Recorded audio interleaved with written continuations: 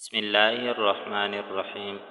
حضور اکرم صلی اللہ علیہ وآلہ وسلم کے پاس ایک صاحب آئے اور اپنی تنگ دستی و مالی پریشانی کی شکایت کی تو حضور صلی اللہ علیہ وآلہ وسلم نے فرمایا، فرشتوں اور خلق خدا کی وہ تسبیح تم سے کہاں رہ گئی جس کی بدولت ان سب کو رزق دیا جاتا ہے۔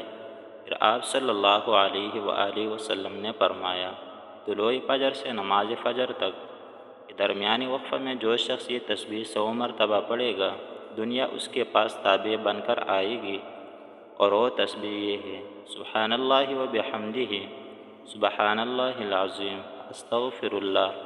روایت میں ہے کہ چند دنوں بعد وہ صاحب حضور صلی اللہ علیہ وآلہ وسلم کے پاس آئے اور کہا، یا رسول اللہ، اللہ نے اس تسبیح کی برکت سے اتنی دولت دے دی کہ اب سنبھالی نہیں جا رہی۔